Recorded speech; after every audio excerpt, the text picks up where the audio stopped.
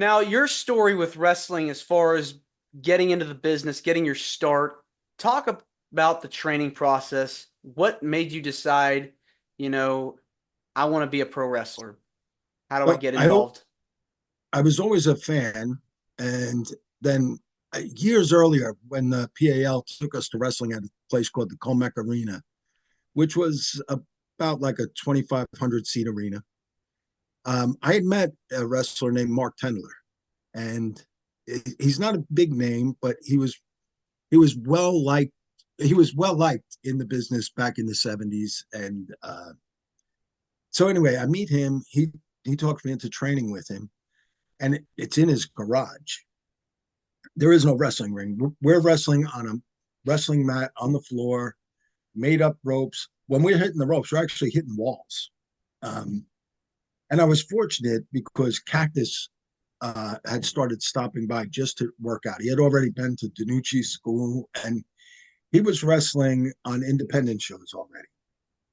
But he came there and he started helping out. So he was the one doing the training. And I was very grateful for that. And as you see, we stayed in touch all these years. But for a while, I'm going to say the first 2 or 3 months, and let's kayfabe is already out of the bottle. So, he's shooting on me a little bit, not to hurt me, but to make me extremely to respect the business. Let me see if this guy will come back. So, he's shooting on me. He's throwing belly to belly suplexes on me on a wrestling mat on concrete. My wife would have to drive me home. My first wife, I beg your pardon, would have to drive me home because I couldn't drive. I'd be so banged up. But I would show up, 2 days later or Saturday or what have you. And slowly other independent wrestlers started showing up and we'd work out with them. And I was getting a little taste. And then after a while, they start smartening you up a little bit. There used to be a language, I don't know if they still use it, called Carney.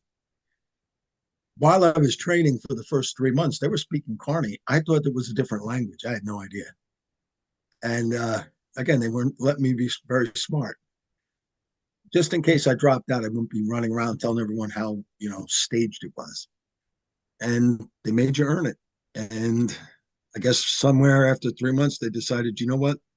Maybe we should teach him something before he kills somebody. So that was a good idea. Yeah, that's a grind. It really is. When are in that industry, you have to put your body through so much punishment in order Oh, yeah. to kind of move up the ranks, move up the ladder. And, working with Mick Foley, training with Mick Foley during that time, he definitely seems like he taught you a lot. He taught me, most importantly, first, he taught me how to protect myself.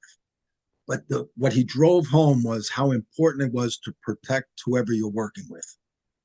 If he's giving me his body, let's just say a simple body slam, make sure I'm protecting him. I get him completely over so that he doesn't land on the top of his head.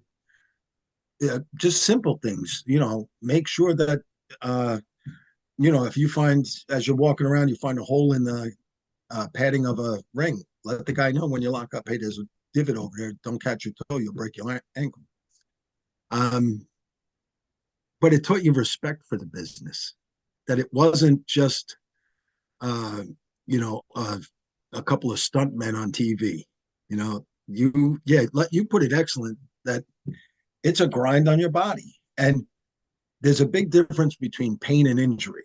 If you leave a wrestling match and you don't hurt, you didn't try hard. If you leave a wrestling match and you're injured, something happened. So that's how Mick Foley would have put it.